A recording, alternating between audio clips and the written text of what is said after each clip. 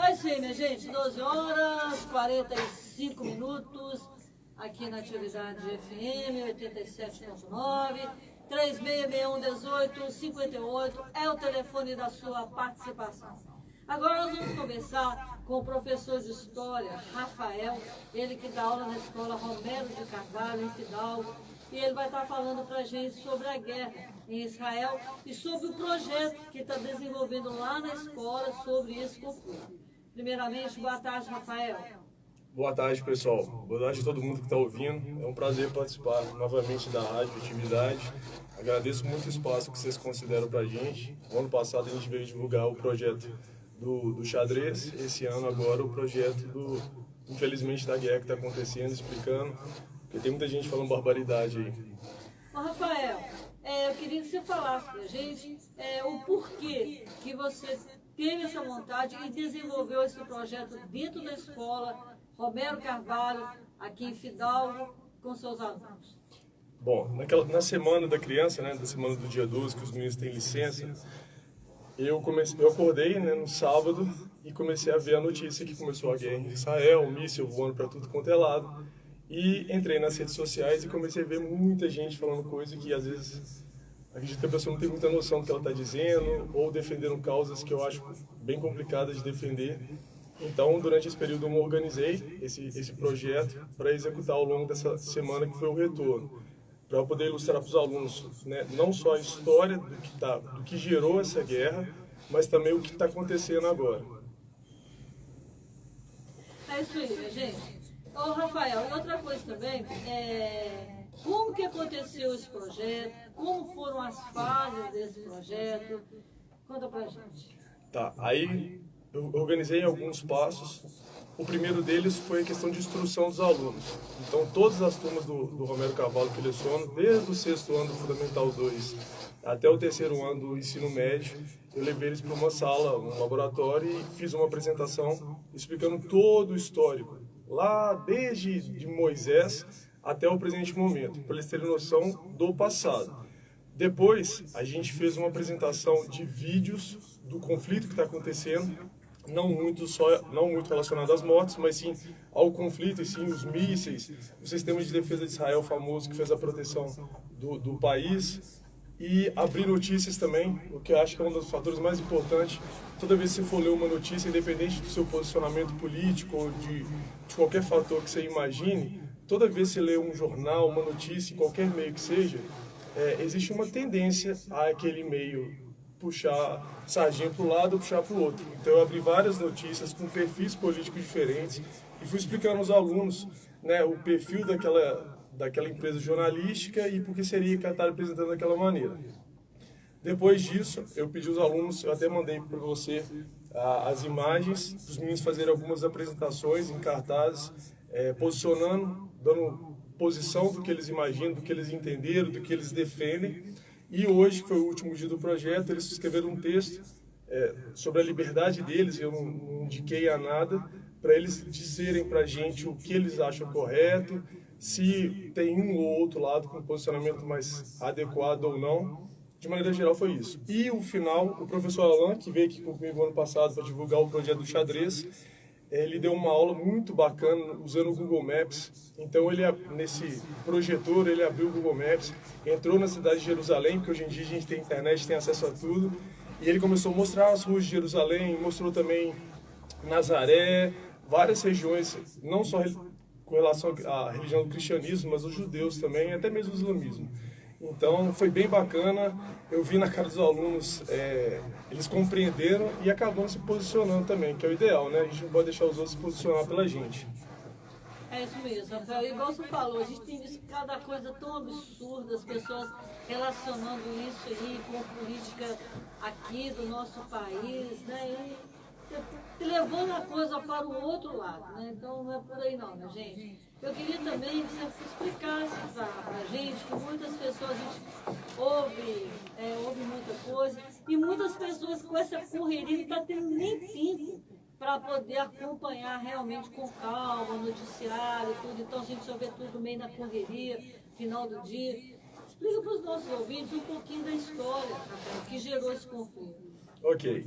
Os judeus, né, os hebreus antigamente judeus chamados de hebreus, eles viviam naquela região e por fatores climáticos, onde hoje a gente chama de Jerusalém, né, a terra de Israel, eles foram para o Egito, lá foram escravizados.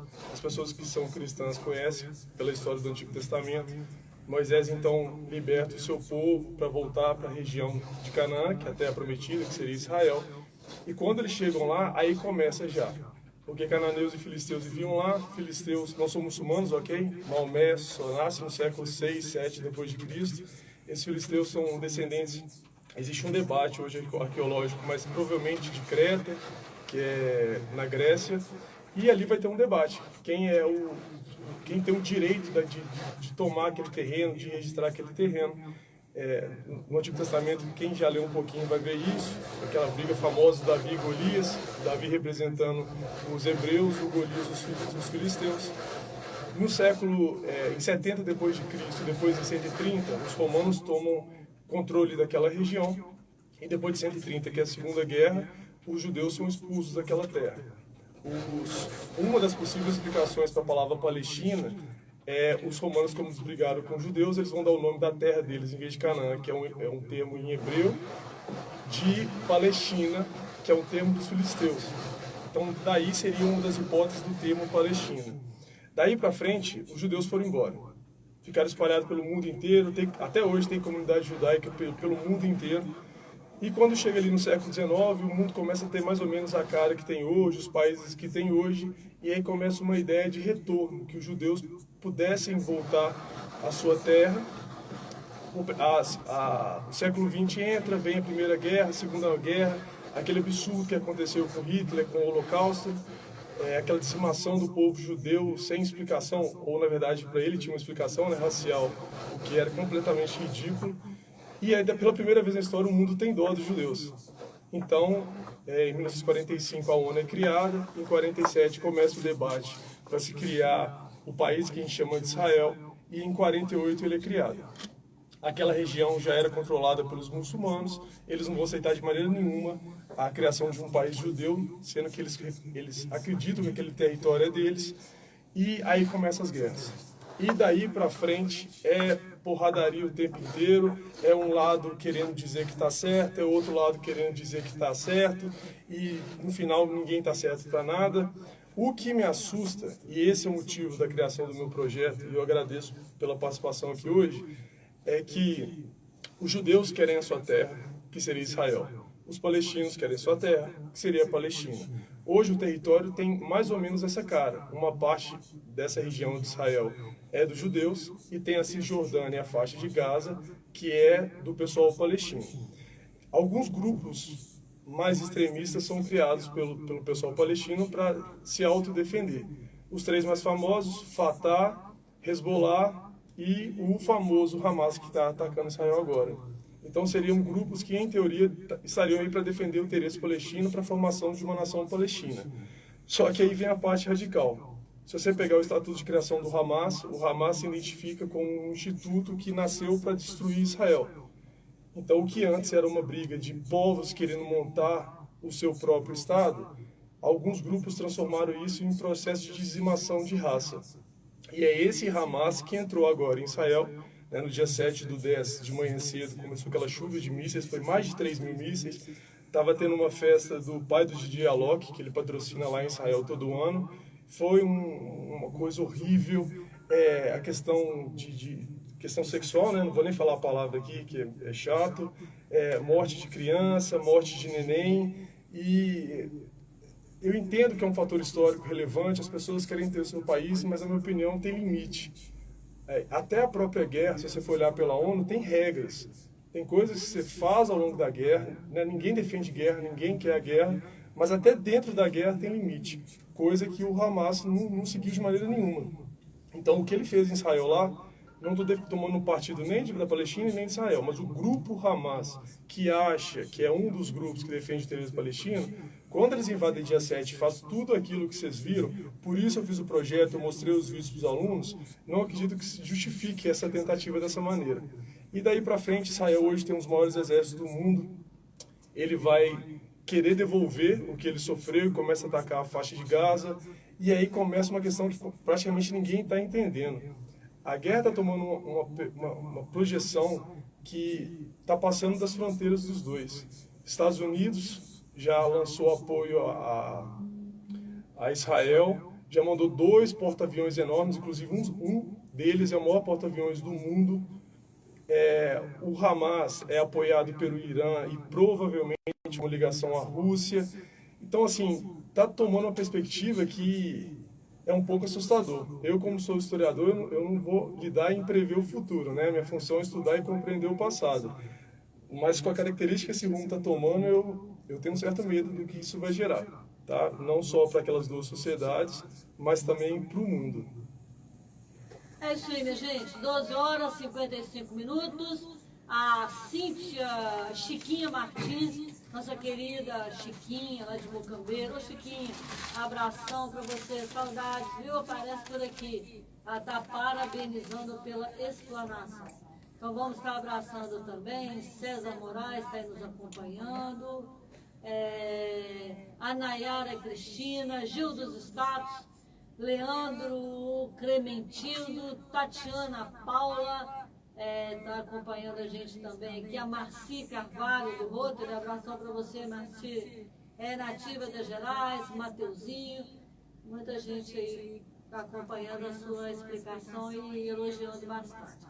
Ô Rafael, eu queria que você explicasse aqui para a gente essa guerra, o que ela envolve o nosso país e qual a nossa posição quanto a esse conflito. Ok, a gente sabe que politicamente o Brasil hoje está bem dividido, né? Para um lado tende à direita, um lado tende à esquerda. O Brasil não é representado por uma pessoa, né? A democracia é feita pelos 3 poderes e os 3 poderes acabam se demonstrando, se explicando. Então o Brasil hoje, ele hoje está conduzindo uma parte lá da ONU, soltou um relatório e a própria ONU, lá representada pelos Estados Unidos, não aceitou o relatório. Então é o seguinte, o Brasil historicamente é um país neutro. É um país que alimenta 1/4 do mundo, então a gente tende a ser um país mais neutro, fora o estilo do próprio brasileiro. Né? Eu vi você na sua entrevista anterior falando que o brasileiro é um povo mais pacífico, que não gosta muito de guerra, diferente de outros países da Ásia. Então esse posicionamento de neutralidade tende a ficar dessa maneira. Se vai ficar, de novo, aquela questão de história, né? Que a gente pensa, a gente está estudando daqui para trás. Se vai ficar dessa maneira, eu não sei.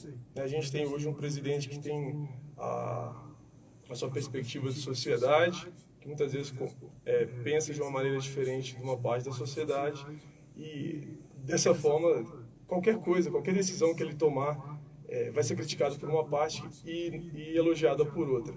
Então, o que eu quero dizer é o seguinte, os 2 países têm direito de existir. Na minha opinião, os 2 países têm direito de existir. O meu medo é a forma como as pessoas estão querendo fazer isso acontecer. Morte de criança da forma como está acontecendo, míssil estourando prédio, e às vezes de quem nada tem a ver com isso, entendeu? Historicamente, guerra é entre exércitos. É um exército atacando o outro, é exército atacando infraestrutura, mas atacar civil, e principalmente alguns perfis de civis, não justifica. Então, respondendo a sua pergunta, o Brasil historicamente é neutro, por enquanto está tentando manter desse jeito, espero que seja mantido, porque, de novo, eu tenho muito medo da repercussão do que está acontecendo disso. Outra posição que eu quero falar é com relação ao meu projeto. Eu tive hoje o prazer de pedir aos alunos que montassem textos explanando a opinião deles, do que eles estão achando. Eu estou com uma pilha aqui, vocês estão pela rádio, quem estiver acompanhando a gente pelo Instagram vai dar para ver, uma pilha enorme de texto. Não tem como eu ler todos eles, né? Levaria muito tempo, mas eu queria ler pelo menos uns 2 de alguns alunos que escreveram de uma maneira bacana aqui, e é mais para poder fazer refletir. Um aluno que escreveu foi Matheus Pereira, do 801. Ele escreveu um texto enorme, de dois lados, mas não dá para ler todo mundo. A conclusão do texto dele eu achei muito bacana. Olha o que ele diz. Depois de tudo que você está lendo nesse texto, que ele fez a reflexão sobre a guerra, consegue sentir a dor de quem está sofrendo com a guerra, dos pais que estão perdendo seus filhos, e tudo isso por questões religiosas. Imagino sendo um problema muito sério para a humanidade. Agradeça a Deus que você e sua família estão em segurança, coisa bem diferente que está acontecendo hoje em Israel e na Palestina. Uma outra aluna também, muito dedicada, chamada Diane, no 801, vou fazer a mesma coisa. Frase dela, tá? A conclusão dela. Hoje Israel está passando por um momento muito difícil. As pessoas de lá estão com medo de sair de casa para fazer compras e no momento da compra um míssil invade o local e destrói tudo que está ao seu redor. Imagina viver isso há mais de 10 dias, todos os dias, e sem saber como isso vai acabar. É ou não é de enlouquecer? Você conseguiria viver nesse caos? Então você pode ver que é algo reflexivo. A minha ideia como professor de história é demonstrar todos os lados, gerar argumento para os alunos e eles vão tomar as decisões que eles querem. Não cabe a mim dizer a eles que lado torcer, o que pensar, mas pelo menos tem argumento. E, de novo, o que eu vi na internet na Semana da Criança, e ainda de lado de Nossa Senhora, gente defendendo coisas que é inadmissível de defender. Só para concluir esse raciocínio dessa pergunta. Uma coisa é a Palestina, outra coisa é o Hamas. Hamas é uma instituição que se diz defensora da Palestina, mas está fazendo coisas que, na minha opinião, são absurdas. Então, em nome de uma causa bacana, algo irreversível está sendo feito. Então, é possível de defender a causa de Israel, é possível de defender a causa palestina. Já tentaram haver o acordo, Yasser Arafat, os mais novos aqui não vão saber esse nome, mas a gente que é um pouco mais velho, a gente vai lembrar, toda hora eu falava esse nome, tentou fazer um acordo para criar a Palestina e Israel, tudo isso eu entendo. Agora, o que o Hamas está fazendo é indefensável. Então, cuidado, uma coisa Israel, outra coisa Palestina, outra coisa é o Hamas. É isso aí, ó. Estava conversando ele agora com a Eunice, a esposa do Dilcinho, ela falou que está adorando. Falei, nossa, André, está muito bom, estou entendendo muita coisa que antes eu não estava. E está te parabenizando e também parabenizando a rádio também por estar promovendo esse debate aqui, esse esclarecimento. E nós aqui, Rafael, queremos te parabenizar também pela sua iniciativa. Porque, igual como você falou aqui, você está apresentando para os seus alunos uma realidade, né? O que acontece e uma coisa que é a história conta. Então, para cada um depois fazer a sua própria reflexão. Não é isso, Rafael? Perfeito. Como conclusão aqui, eu gostaria de fazer um recado. Eu sou professor, né? Eu vivo a profissão, eu amo o que eu faço, eu realmente gosto do que eu faço. Eu sei que faz diferença na vida do menino quando você pega um aluno que tem muita dificuldade e conforme você vai ensinando, entendendo, o olho dele começa a brilhar e as coisas começam a funcionar e a vida dele começa a ficar diferente, a perspectiva dele de vida começa a ficar diferente. Então eu queria mandar uma mensagem, como eu fiz o ano passado com relação ao projeto de xadrez, para os pais. Educação é diferente de formação. Eu, como professor, vou tentar formar da melhor maneira possível o seu filho para conhecimentos que a sociedade diz que é importante. Então, matemática, português, história, geografia, ciências, etc. Mas a questão da educação, de como o menino se comporta e tudo mais, está muito ligado à família. Então, a postura que o pai e a mãe às vezes têm dentro de casa reflete automaticamente na criança. Então, muito cuidado na hora da educação do seu filho. Às vezes fica parecendo que o momento que você vai educar seu filho, a hora que você senta e fala, meu filho, vamos fazer dever de casa. Meu filho, você está... Educar seu filho é para o resto da vida. O simples ato de você tomar uma decisão, de você falar de uma maneira arrogante com a sua esposa, com o seu marido, de você xingar o irmão ou outro irmão, tudo isso é educar. Eu fui pai agora, meu filho está com 5 meses, eu já era um cara que gostava de estudar essas questões, agora ainda mais como pai, e é para sempre. Não, por favor, isso é um professor que está falando, não terceiriza a sua educação, a educação do seu filho para ninguém. Ah, mas eu não sei, eu não sou pedagogo, eu não estudei, sabe? Ideias de morais, de transformar o seu filho, a sua filha em pessoas educadas, formadas, todo mundo tem noção. Triste, por exemplo, isso é uma opinião, ok? Antigamente todo mundo pedia benção ao avô, era uma coisa tão bacana, o avô gostava de dar benção, o neto gostava de receber a benção, isso está acabando. Eu tenho alunos hoje que me pedem benção, eu fico feliz que parece uma relação familiar, sinal que eles gostam muito da minha aula, do que eu digo, mas pedem benção. Então assim, gente, não terceiriza, não deixa a formação do seu filho, da sua filha para ninguém, tá? A gente lá na escola faz de tudo para poder ajudar na formação dele, na compreensão, mas depois que eu virei coordenador, tem um ano que eu sou coordenador da escola, eu comecei a perceber, quando eu tenho algumas dificuldades com os alunos, eu chamo o pai e a mãe para conversar e é impressionante como é correlato, como a postura do menino está muito ligada à postura do pai e da mãe, ok? Então, dedica. A formação dele é importante. E só mais uma coisa para concluir, eu sou muito prolixo, eu falo demais se deixar. A escola hoje em dia tem um modelo educacional que muitas vezes eu não concordo. Isso é só a minha opinião, ok? Então, parece que o menino tem que ir para a escola para aprender matemática, português, história e geografia, para quê?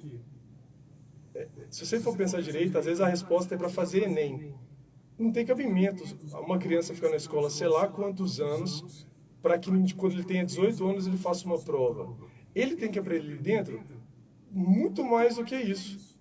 Então, assim, a gente tenta fazer iniciativas lá na escola que levem a desenvolver outros fatores diferentes desses que são ensinados, além deles, né? Porque uma coisa ajuda a outra.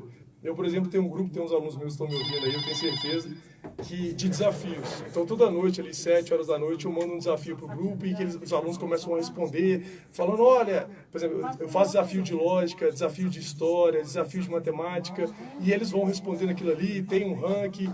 Então, assim, você começa a ver que um respondeu diferente, o outro xinga, aí o outro corrige, ele fala, não, perdão, eu não devia ter falado desse jeito. Isso é educar. A sociedade hoje perdeu isso. Não é só matemática, história, geografia, português, isso é relevante, é importante, eu não estou tirando mérito. Mas assim, profissões. Tinha que ter um conteúdo relacionado a profissões, para o menino escolher a profissão dele, ter uma noção. Ninguém tem que dizer ao seu filho que profissão ele vai ter, mas eu tenho que abrir diretrizes, como eu faço no meu conteúdo de história, diretrizes para ele poder fazer escolha, para ele entender o que é aquilo. Então assim, não terceirizem a educação do seu filho. Pelo bem dele, não terceirizem. É isso aí, olha, estava batendo um papo ali agora com a nossa querida Ana Bárbara. Abração, viu, Ana Bárbara? E ela estava falando uma coisa ali, estava elogiando, falou que está gostando muito da entrevista. E ela falou o seguinte, que realmente que as coisas são aprendidas dentro de casa. Igual essa questão mesmo de tomar bênção, ela falou que parece que ela tem 30 e tantos sobrinhos, agora já esses sobrinhos já casaram, já a família já está aí, já duplicou, e a maioria agora ninguém mais toma bênção. Por quê, né? Era uma coisa que era um ato ali de respeito, de carinho, e esse está praticamente quase que se extinguindo. É porque a sociedade hoje tem essa questão de hierarquia, que não pode existir hierarquia. Só que, por exemplo, no caso da bênção que eu citei, que é um só exemplo de vários, não é uma hierarquia do avô sobre o neto, é o respeito que o neto tem sobre a vida do avô, por tudo aquilo que o avô dele passou na vida, de tanta coisa que ele vai aprender e que o avô pode ensinar para que ele não passe pelo mesmo perrengue. Então, o ato de pedir a benção avô, eu reconheço o senhor como um cara muito bacana, esforçado, tudo que eu sei que eu tiver dificuldade, o senhor vai poder me ajudar. A mesma coisa, né? Vale para pai, para mãe. Eu falo de avô porque a gente fica mais com a questão carinhosa. Mas não é hierarquia, é respeito. E, infelizmente, isso está perdendo. Hoje a sociedade parece que enlouqueceu. Valores que sempre existiram na sociedade, que trouxe a gente até o século XXI como a gente está tudo perdido. É menino batendo em mãe, é aluno xingando o professor. Então, está tudo trocado. Valores são necessários para uma sociedade funcionar. Sem valores, essa sociedade vira um caos. Se todo mundo quiser fazer o que quer fazer, a hora que quiser fazer, você imagina como vai ser a sociedade. Não, o aluno, não, agora eu não quero estudar. Não, agora eu quero estudar. Não, mas agora eu não quero estudar isso. Aí chega em casa, de novo. A mãe pede o aluno, o filho, né, para poder ajudar em casa, para lavar uma vasilha. Mãe, eu não quero, mas você não faz parte da casa? a vasilha não lava sozinha. Eu estou aqui cozinhando, mamãe está cozinhando, seu pai, por exemplo, está trabalhando, está fora de casa. Por que você não pode ajudar a mamãe com relação a lavar vasilha? Isso é educar. As pessoas estão perdendo essa noção e eu quase surto aqui. Porque é isso que você está mostrando ao seu filho, à sua filha, que é que nós aqui em casa, está todo mundo junto, cada um tem ajuda um ao outro. Os meninos não arrumam a cama. O menino levanta, vai para a aula, volta, pega o celular e mexe em tudo que ele quer mexer, dorme, come o que ele quiser comer e no outro dia começa tudo de novo. Eu conheço família que o menino chegou assim, mãe, eu não vou citar nome, né, para ficar chato, mas não, hoje eu não estou afim de almoçar não, mãe. Aí, o que você quer, neném? Ah, eu quero comer hoje biscoito. Aí entregou um pacote de biscoito pro menino e ele foi embora. É complicado, né? Então, assim, deem valor. Deem valor. É você e sua esposa, seu marido, sua família que vai formar ele como cidadão. Não terceirize a responsabilidade. É isso aí, minha gente. Olha, papo bacana aí com o Rafael. A gente fica muito feliz de estar podendo, né, estar passando essas informações para vocês. Rafael, parabéns aí pela sua iniciativa, parabéns pelo seu trabalho.